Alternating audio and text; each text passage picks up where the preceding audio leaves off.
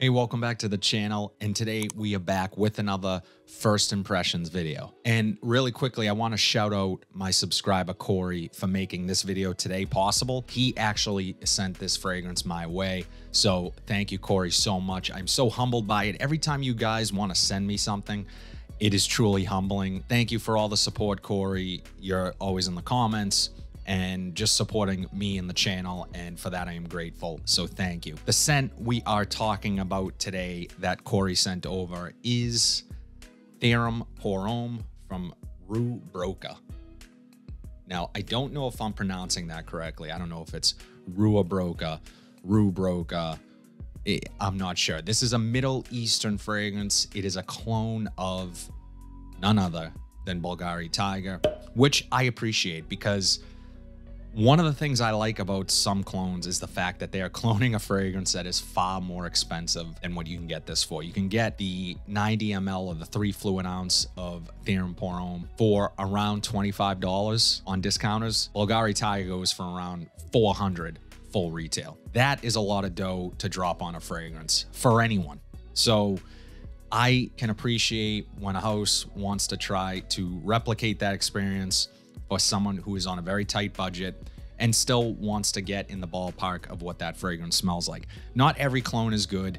Not every clone is going to have great quality, but some are really good. Some are exceptional in some cases, really making it difficult to be able to justify purchasing the full-priced bottle of the real thing. That I can appreciate, that I understand. My understanding of the House of Rue Broca is they are a subsidiary of Afnan, and you might be already asking, well, doesn't Afnan already have a Bvlgari Tygar clone in Théorème Blue? I have not tried that scent, and if any of you guys have tried either Théorème Pour Homme or Théorème Blue, let me know in the comment section down below which one you prefer. As always, I'm gonna get this on strip, try it, see what notes I pick up, put it on skin. I'm actually not wearing a scent today, so I will put this on as my scent of the day, and then really let you guys know in terms of projection, longevity, and all that, what it does in my weekly wears video, which drops every single Monday. So if that's content that you think you want to see more of, be sure to like this video, subscribe to the channel,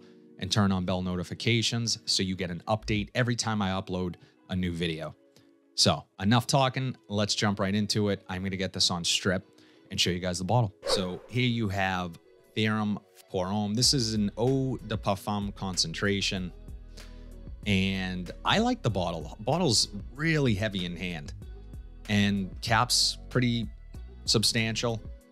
So I really like the presentation. I kind of like this shape of the bottle here. It's a little bit unique and different, and you have this sort of reflective middle band running through the bottle, the clear see-through portion, and then the cap with this sort of herringbone style design on there. So overall presentation I really like. I think it's pretty straightforward, pretty simplistic, but pretty classy nonetheless, and would probably look great on any dresser or shelf. So let's check that atomizer. So pretty average atomizer, nothing too crazy there. And in the air, I'm picking up sort of a woody cashmerean type feel with some fruitiness, a little bit citrusy, clean smelling, really nice in the air. Definitely synthetic. I get that sort of synthetic vibe from it, but the good synthetic. Drier sheet, as I said, fuzzy cashmerean type style syntheticness, which I enjoy in fragrance. So let's see what I get off of the strip. Okay, so off of the strip, I'm definitely picking up citruses, mainly grapefruit here. And what this immediately actually is reminding me of a bit is Hugo Boss reversed. Initially, that grapefruit up top. It's a fruity, drier, a little bit bitter grapefruit. There is some slight sweetness, but it's not overly sweet. It's not sort of in your face, juicy sweetness, but smells really nice nonetheless. And then I'm also getting some woody notes here.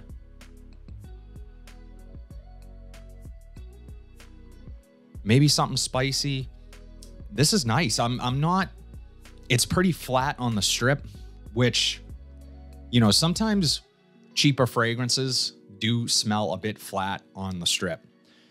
It's rare that I'm able to pick out more than a few notes, 1, 2, or 3 notes sometimes off of the strip if I'm lucky. So,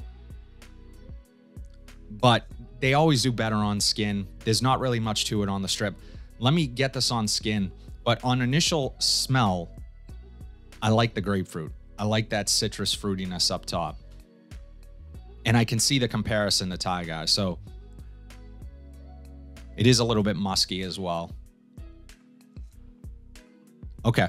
Yeah, let's get this on strip. I'm going to take a look at the notes. I'm sorry. Let's get this on skin. I'm going to take a look at the notes and see what it does. So the notes for Théorème Pour Homme from Rue Broca.